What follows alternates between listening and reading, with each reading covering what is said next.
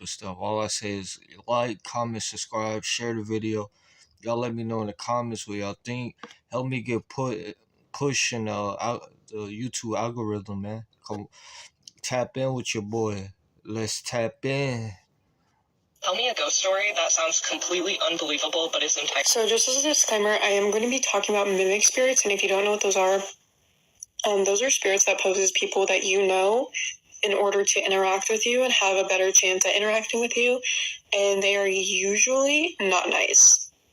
And I don't know if this was a mimic or what exactly this was, but the intervals for this story happened from October 2023 to January 2020, or October 2022 to January 2023. So to set the scene, I am at my boyfriend's parents' house.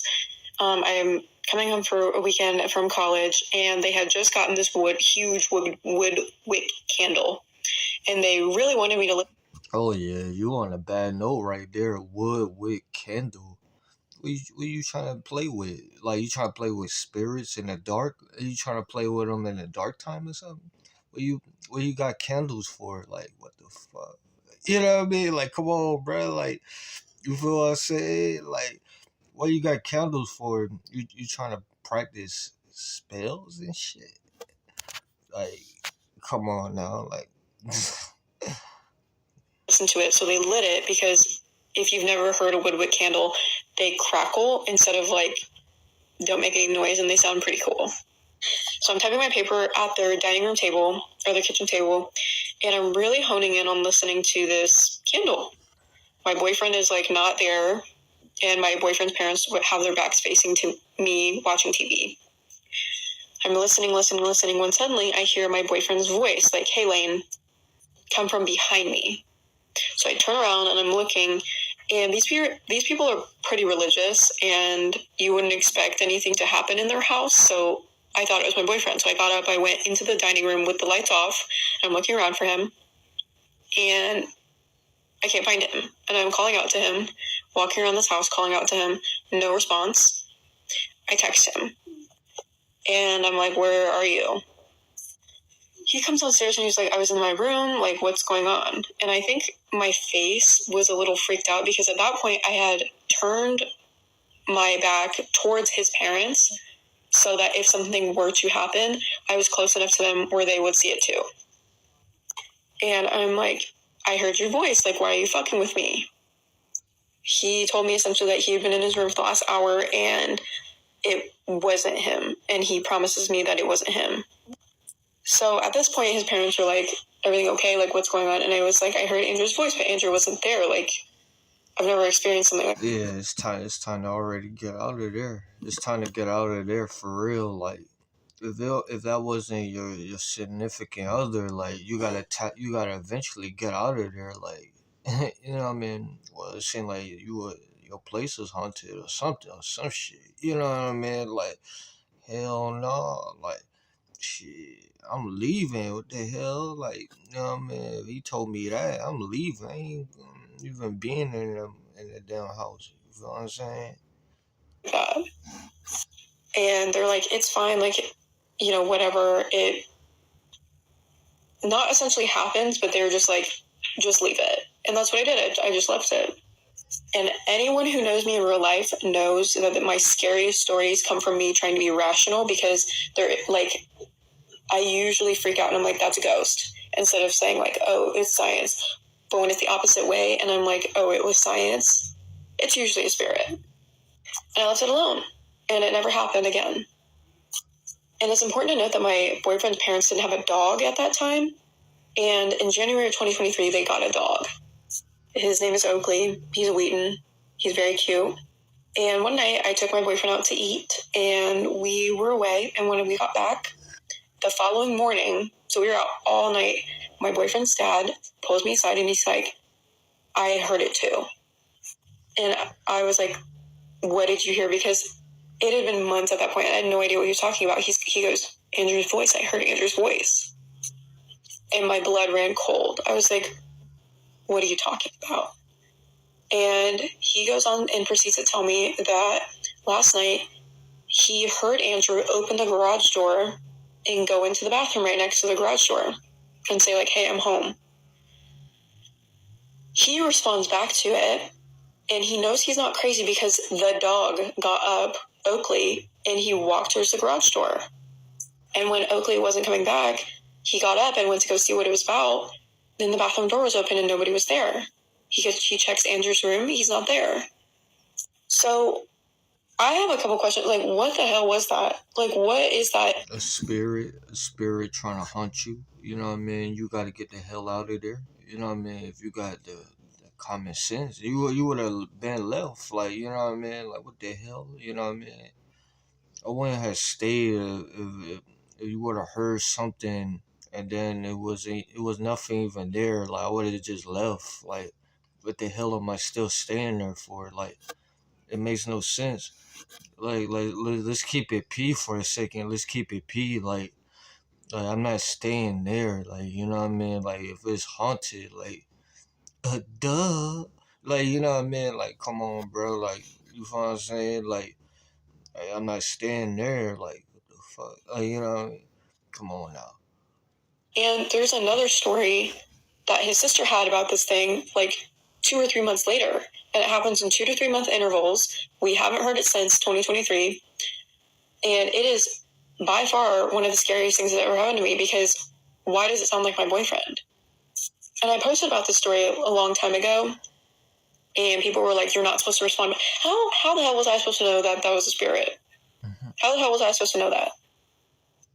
Don't trade alone. Trade with me live using one simple strategy, and I'll help. How the hell was I supposed to know that? Tell me a ghost story that's... Yeah, that's creepy, man. Y'all let me know. I mean, that shit creepy. Hell no. That is creepy, gang.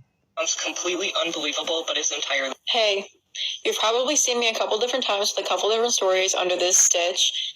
And whether it's the mimic story or the Ouija board story, it's important that you go watch the Ouija board story, because this is a continuation of what happened a month after we played with the Ouija board we made.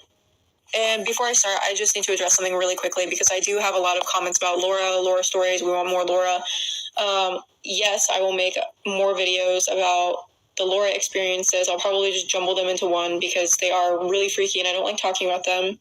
But I need y'all to understand that Laura and I have a very healthy boundary where we have a mutual understanding that I don't want whatever the hell is attached to her in my house anymore. And it's because of these experiences that I'm about to tell you. So, first story with my sister. She bursts in my room at 6 a.m. and essentially tells me, Elena, I had the weirdest dream last night. I have to talk to you about it because I'm scared. 2 red flags in the scenario. My sister getting up at 6 a.m. because she usually sleeps until noon. And number 2, her being scared enough to talk to me about an experience that she had. And I immediately sit her down and I'm like, yeah, we can talk about it. What's going on? And nothing weird has happened up until this point. This is like kind of the tip of the iceberg. And she says, I think I astral projected last night. And if you don't know what that is, just watch the insane. Yeah, y'all playing with that shit, and y'all gonna get the shit scared out of you. You know what I mean? Like, you know what I mean? At first you said Ouija board, this and that, and then you said astral projection. Like, of course the bullshit is gonna come along with it. I mean, what you expect? You know what I mean? You just expect to get powers and no bullshit behind it. Like, let's keep it P now. Like, you're looking for the bullshit. You know what I mean? Like what the hell? You know what I mean? Come on now. Like you looking for that shit. Like just like relax. Like calm down. Like, you know what I mean? Like keep it P. Like, you know what I mean? You so interested in discovering truths about this and that. Like, but it's gonna come out weird and creepy. The weird shit behind it, because you don't got the, obviously you're looking for knowledge. You know what I mean? That's why you're doing all this shit. You know what I mean? But it's not the right shit. You know what I mean? But man, this shit, they look for the bullshit. No wonder why it comes with the bullshit. These movies, that's pretty much the whole premise of the movie. It's when you dream outside of your body, but you can see your body, if that makes sense. And as she's telling the story, I'm noticing that she is starting to shake. from being scared, I can only assume. And she said, I just watched myself sleep. And I responded with like something along the lines of like, oh, that's cool. Like, what else happened? Because I could tell she was scared and I didn't want to scare her anymore. But she said, no, it wasn't cool because I wasn't the only one watching my body last night. And chills literally shot down my spine. And I said, what do you mean? What are you talking about? And she said, pretty much verbatim, a tall, thin man was watching me sleep. And she used her hand, and I'm going to do it here. She did this, like he was standing like this over her bed. And I said, well, did he do anything? Like, what, like, was that it? Y'all were just watching your body? And she said, no. When he realized I was watching him watch my body, I woke up. And it's important to note that we have 2 dogs. One of them sleeps with my sister a lot. His name is Bubba. Sound like the Slender Man or some shit. You know what I mean? It sound creepy. All type of, you said tall ass man. The only thing I could describe is the Slender Man. Like, He's a very docile Boston Terrier. He does not bark unless he is, number one, provoked, like we tell him to speak, or he is scared. And he woke up short of foaming at the frickin' mouth. He was barking, growling, gristle up, teeth showing, growling at the corner of my sister's room right after she woke up. And that's when I told her about the Ouija board experience and what Laura and I had done, and we correlated the 2 together. We just grouped them together. The following week, my sister had left to go spend the night at her friend's house, and my parents were in Colorado, so I was home alone. And I am not one to walk in the dark ever. Like, I am one of those people that strategically turns on lights, so I always have lights before I get to my destination. But this night I was feeling brave, and I was walking in the dark, and the only thing that was lighting up the basement was the door to my room. And it was because it was open, like the doorway of light. And my dogs were already in my room, ready to go to sleep. And it's important to understand the layout of my basement. I should just make a video of like the layout of my basement so y'all can better understand this. But the bar area is flush with my door. So someone could be standing there like cooking things, and I could see them right before I go into my bedroom. And I'm about 2 or 3 steps in the dark. I'm feeling good because I'm like, hey, I walked in the dark today. 2 or 3 steps away, and I hear, hey. Just like that. Hey, like a little girl.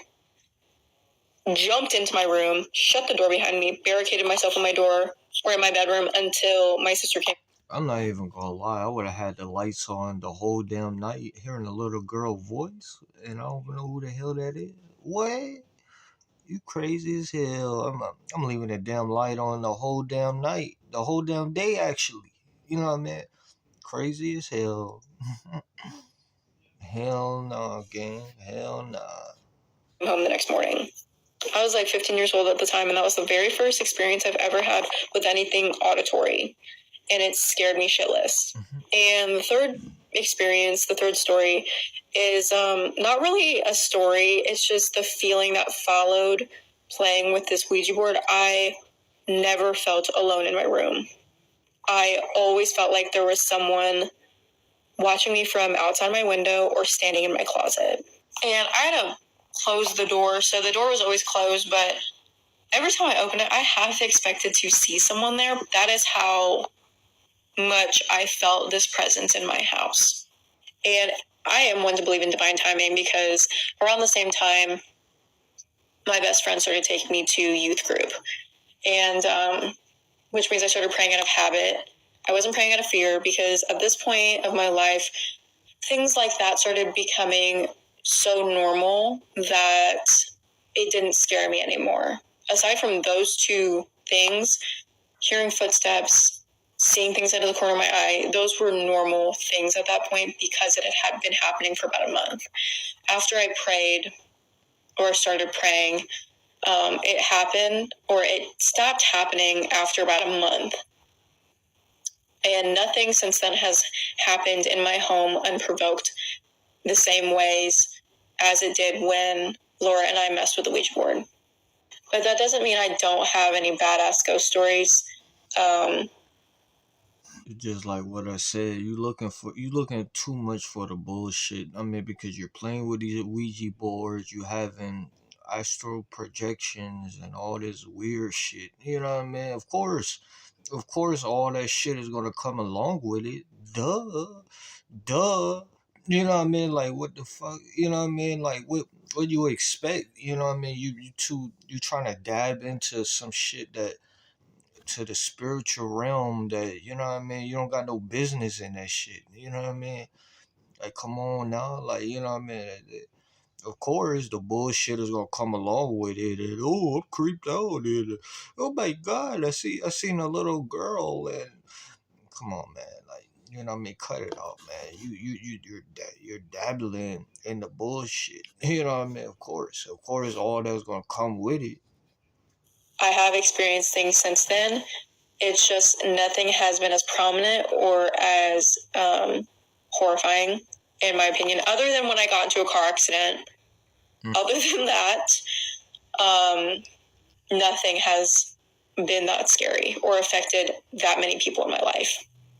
And I am reading through a lot of your comments, if not all of them, and it amazes me not only the people who connect to my stories, but the crazy people who are like, you are so lucky that that happened to you. I tried summoning demons with my Ouija board and nothing happened, blah, blah, blah. And I just really want an experience like that. No, you don't. No, you don't. I cannot tell you enough. Just because you haven't experienced it doesn't mean that stuff doesn't exist. Please, for your own safety, don't do that. Like, there is a reason why I said at the end of it, like, that is why I haven't touched it. That's why I haven't done it. And if I could take it back, I 110% would. So, that's the end of this video. Let's talk about Laura. Nah, that's creepy as shit. You know what I mean? But y'all let me know in the comments what y'all think. Like, comment, subscribe, share the video. Let me know in the comments what y'all think. I mean, do you think she got a point? Do you think she dabbling too much in that weird shit? You know what I mean? And the bullshit came along with it. But y'all let me know in the comments what y'all think. And I'm out.